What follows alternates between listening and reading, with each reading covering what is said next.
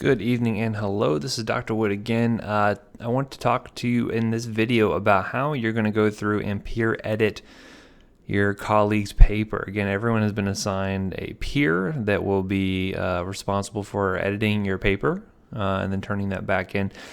You as the editor for someone else's paper, I want to give you a bit of a walkthrough on how you should be doing this. So I'm assuming everyone has access to Microsoft Word because that is what we're going to be using here in terms of making edits. How is that going to be done? Well, track changes are the way to go here, right? So just to kind of give you a brief overview of track changes and how they work and how you're going to do that. This is probably basic for a lot of you. Most of you probably know how to do it, but in case you don't, I want to make sure everyone's on the same page here. So this is actually an old manuscript that was eventually published. This is actually back from like 2012, so but I can use it to make some edits here. So what you want to do is starting off looking at Microsoft Word, you want to go to Review. And when you start to make changes to someone's paper, say for instance, I want to change something like this to just any random word, it's hard to tell that you've actually made any changes there because you're going to find that it doesn't keep track of it, right? So that's what track changes do essentially. So you're going to click this off here and then you're going to say, okay, well, I want to change which cofactor. I can say, vitamin or something like that, right? And so the person whose paper that you're editing, they can see those changes there. You as the author, when you're looking at your comments and your edits here, you can accept or you can reject it, right? Just because someone else made a suggestion to you on your paper does not mean you have to take it. But I wanted to, if it's something like a spelling error, if it's something like a grammatical error, something like that, certainly I would recommend taking those for sure. Anyway, if you want to accept something, just hit accept. If you want to reject it, just hit reject, right?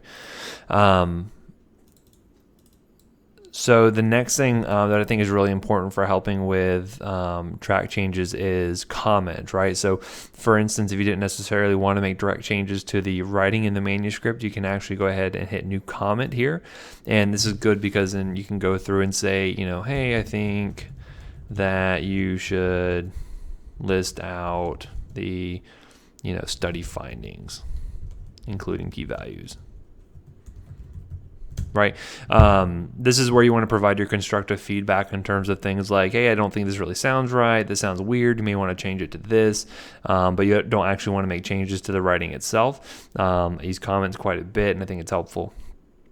Now, again, you'll see this, I kind of put this in the instructions here. What is considered constructive feedback, right? It's not enough just to say, well, this sounds bad. We'll say, I think this sounds weird or this sounds off because X, Y, and Z. At least have some sort of backup to it, just like you do for our reviews for the end of the semester, right? It's one thing to be like, well, you really sucked at teaching this class. Not helpful, right? You could say, you sucked because I think X, Y, and Z, you talk too fast and your jokes are really bad. Okay, well, that stings, but I can at least take something from that. I can say, okay, well, in the future, I'm going to try to talk slower and I'll try to come up with better jokes. Obviously, we know this is a made-up example because my jokes are fantastic, but you get the point, right? Constructive criticism, okay?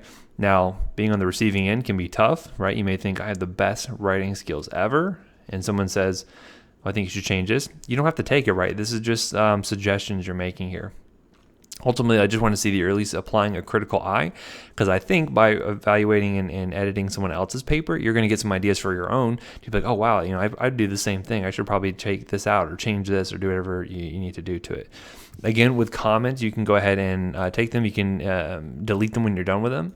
And so by the end of it, when you're actually turning in your final rough draft of the paper at the end of this semester, basically this should be a clean copy, right? So all the track changes should be addressed. They should either be accepted or rejected, and all the comments should be taken out. We call this a clean copy because, again, there's no changes that are present there. Okay, so that's what's expected of you in terms of making track changes. Again, when you are submitting your edited copy, so you edited someone's paper and you're submitting that, make sure all those track changes are there, because I want to see what suggestions you're actually making, because I want to make sure you're doing your due diligence and catching things that, like misspellings, catching things like grammar, making sure that they follow the rubric. If you miss that kind of stuff, that's stuff I'll count you off on, because, right, you're the editor. You should have been able to catch stuff like that.